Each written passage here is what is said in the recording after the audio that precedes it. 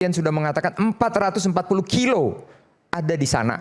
Saya tidak mau berbicara politik lain, saya berbicara tentang tentara, tentang bagaimana senjata nuklir yang sangat berbahaya ini. Kita pernah ingat Hiroshima dibom sama Amerika, kenapa? Karena ada kejadian yang membahayakan dunia nantinya. Selesai. Berapa itu beratnya bom atom itu? Dia punya uranium hanya 60 kilo di situ. Tapi data intelijen ada di Iran 440 kg, bisa membuat 10-12 bom seperti Hiroshima dan Nagasaki. Inilah yang dikhawatirkan sekali. Judul ini bagus banget nih. Ya, tadi perang besar dikatakan apa dampaknya, tadi sudah mulai kita bahas sedikit, cuman perangnya belum. Jadi saya mau nyampaikan di sini, ini Prof. Hikmahanto ini pakarnya nanti nih, ya. Perang adalah terakhir. Perang adalah terakhir. Yang pertama adalah diplomasi. Mungkin Prof sependapat dengan saya, Prof, ya. Nah, kenapa kejadian seperti ini antara katakanlah Israel, Amerika dengan Iran? Saya berbicara, tadi aku senang dengan Pak Rocky Gerung. Kita akademisi, kita harus berbicara akademisi. Jadi, kenapa kejadian seperti ini? Setelah dilaluinya diplomasi, gagallah semua itu. Ya. Diplomasi itu di situ membicarakan tentang aturan, traktat, perjanjian. Tapi apa? Saya tidak bela si A si B. Karena saya dihidupkan 40 tahun di TNI, saya ikut itu semua. Bagaimana perperangan itu terjadi. Pasti ada yang dilanggar. Kalau tidak ada yang dilanggar, pasti diplomasinya bagus. Diplomasi dilanggar, tidak peduli, pasti perang. Apa itu yang dilanggar? Ada perjanjian nuklir. Prof pasti nanti bantu saya, Prof. Perjanjian nuklir itu ada dari tahun 68. Siapa yang boleh punya nuklir? Siapa saja yang tidak boleh? Siapa saja yang apa ya? Ada batasan-batasan penggunaan nuklir seperti tadi submarin. Itu penggeraknya, bukan untuk senjatanya. Di sini saya mau sampaikan, ya. Tadi ada kalimat katakanlah media, bahasa media. Kalau namanya negara, media it's okay, nomor satu sebagai pengontrol. Saya orang media, saya 4 tahun di Mabes TNI jadi juru bicara. Saya sangat akrab dengan media semuanya yang ada di Jakarta maupun di luar negeri. Saya sangat akrab. Kenapa? Dia adalah alat kontrol. Bahkan kita bisa dapat data pembanding dengan data apa? Intelijen. Namanya TNI, Panglima TNI, Menteri Pertahanan, itu semua percaya dengan intelijen. Media itu sebagai pendamping. Saya sering melakukan itu. Kenapa? Media itu kadang-kadang lebih cepat daripada intelijen. Saya jujur di sini di media saya utarakan. Namun begitu saya dapat data dari teman-teman saya semua media, saya akan telepon yang namanya asisten intelijen. Bro, ada kejadian begini bro, coba kita konfirmasi. Dalam hitungan 5 menit, dia punya jaringan intelijen di seluruh Indonesia seperti jaring laba-laba. Dia tahu semua, oh ya bro benar, ada TNI bla bla bla bla, ada begini bla bla begini. Dapat kita jadi benar-benar itu A1. Itu kita kasih Panglima TNI. Panglima TNI itu selalu setiap saat dengan Menhan, dengan Presiden. Kembali ke tentang Amerika, Israel tadi. Saya katakan tadi, saya berbicara aturan dan saya berbicara tadi masalah diplomasi dan perang adalah terakhir. Ada indikasi kuat. Ya, ada indikasi kuat tadi udah disebut. Pengairan uranium. Data intelijen sudah mengatakan 440 kilo ada di sana. Saya tidak mau berbicara politik lain, saya berbicara tentang tentara, tentang bagaimana senjata nuklir yang sangat berbahaya ini. Kita pernah ingat Hiroshima dibom sama Amerika, kenapa? Karena ada kejadian yang membahayakan dunia nantinya. Selesai. Berapa itu beratnya bom atom itu? Dia punya uranium hanya 60 kilo di situ. Tapi data intelijen ada di Iran 440 kg, bisa membuat 10-12 bom seperti Hiroshima dan Nagasaki. Inilah yang dikhawatirkan sekali. Inilah yang dikhawatirkan sekali, makanya muncullah seperti ini. Diplomasi sudah dilaksanakan, semua sudah dilaksanakan. Apakah itu hanya dimiliki oleh Iran? Apakah Amerika nggak punya, negara-negara NATO, Eropa nggak punya, Australia misalnya nggak punya? Saya sampaikan. Jadi 5 negara yang sesuai dengan perjanjian pertama itu ada Amerika, China, Rusia, Prancis ya, kalau saya nggak salah Inggris ya itu. Baru nanti ada lagi 4, kalau saya nggak salah itu Pakistan, India, Israel ya kalau saya tidak salah, Israel dengan Korea Utara. Nah itu ada 9. Yang lain-lainnya adalah pengikut. Misalnya Turki ada, tapi dia menggunakan yang dibuat oleh Amerika. Ada beberapa negara lagi itu memang Belarus juga. Yes, itu dia, ada semuanya. Nah, ini data intelijen, tadi kembali lagi data intelijen, tadi sudah dibicarakan, ada indikasi ke sana. Intelijen yang namanya Panglima TNI, Menteri Pertahanan dengan Presiden, datanya adalah dari Panglima TNI dan Menteri Pertahanan. Intelijen, asisten intelijen, kalau dia salah dia digorok tuh. Jadi nggak boleh main-main. Makanya pada saat diplomasi 5 kali, 7 kali gagal semuanya, kejadianlah seperti ini.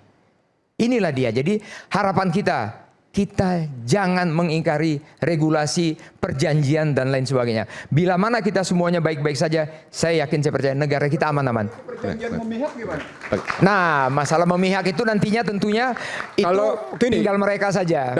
Dalam kajian internasional misalnya yang saya pelajari, pada konstruksi Bretton Woods hingga hari gini, gitu ya, perjanjian itu tidak sungguh-sungguh berpihak kepada emerging market, tidak pernah berpihak pada negara lemah.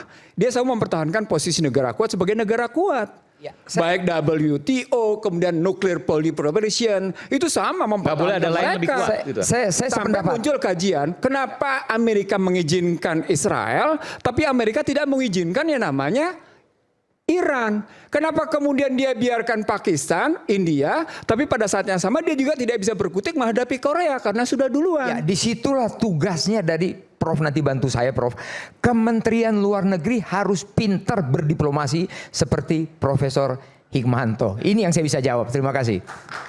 Enggak, ini pertanyaan yang belum terjawab. Oh iya, kenapa nggak apple to apple? Kenapa nggak imbang? Kalau seandainya nggak boleh Iran, yang lain juga nggak boleh. Nah, tapi kemudian Iran nggak boleh, tapi yang lain boleh. Oke, saya sampai ke sana, pasti saya yakin, saya percaya, pasti ada sesuatu sesuai dengan data intelijen. Misalnya, wah yang satu ini kan track recordnya ABCD, ya, semua itu pakai ada track recordnya. Tidak mungkin semua itu langsung tidak boleh, kamu boleh, tidak boleh, nggak boleh. Pasti di dalam peperangan, di dalam nuklir atau senjata pemusnah massal yang bisa menghancurkan dunia, pasti ada kajian intelijen yang sangat dalam. Terima kasih. Oke, baik. Silakan. Iya, tapi yang disebut data intelijen itu validasinya itu baru dikenali publik mungkin 20 tahun setelah itu. Coba saya kasih perbandingan ya. Ada buku, saya dulu kuliah pertama jurusan elektro, lalu belajar politik internasional HI di UI itu. Suatu waktu kita lagi debat soal fasisme. Saya baca buku judulnya Who Financed Hitler? Siapa yang membiayai Hitler? Di situ diterangkan dengan bagus sekali detail. Ford Foundation. Ford Foundation membiayai. Udah ada dulu ya? Ya, itu 20 tahun kemudian baru dibuka data itu. Oke. Tentu di belakang Ford Foundation adalah perintah deep state. Kan ini masalahnya kalau kita berspekulasi dengan data intelijen, itu tinggal tunggu 20 tahun tuh. Jadi kita mau pastikan bahwa semua hal yang sekarang jadi kesibukan analisis dunia bisa mungkin 5 tahun kemudian orang sesali bahwa oh salah data itu. Tapi hal yang benar adalah bahwa seandainya Amerika hari ini diperintah Partai Demokrat nggak begini kelakuannya. Ada etik di Partai Demokrat. Seandainya yang berkuasa di Israel itu bukan Likud, tapi partai buruh, lain lagi kemampuan diplomasinya. Kan itu dasarnya tuh. Jadi begitu banyak variabel dan kita setiap hari ngikuti perubahan variabel itu. Padahal kita bisa bikin prediksi jangka panjang kan. Soal tadi diterangkan oleh Ihsanuddin. Political economy membantu kita untuk membayangkan di luar statistik resmi pemerintah. Kalau datanya cuma ya nanti ada growth 5,12% itu data BPS yang nggak pernah dipercayai oleh Moody's, Standard standar Rating, ya. ya nggak ada yang percaya itu kan. S&P. Yes. Oke.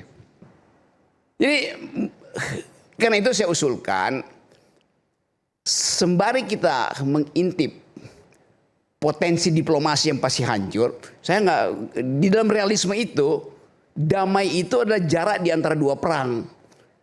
Damai adalah jarak di antara Iya. dua perang. Jadi lalu perang itu memang penting, bukan sekedar penting. Ya manusia itu hidup dalam peperangan. Peradaban kita ada peradaban perang dimanapun itu. Kenapa? Hanya dengan perang ada perubahan. Bahwa perang itu dimanfaatkan oleh military industrial complex soal lain. Bahwa perang itu kemudian menghasilkan agama-agama yang sifatnya damai ya soal lain.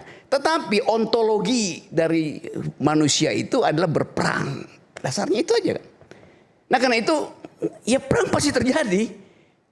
Tapi kemampuan kita untuk melihat impactnya pada Indonesia itu yang sampai sekarang belum, sinyal pun presiden belum beritahu tuh. Kan presiden udah mesti beritahu nih sinyalnya.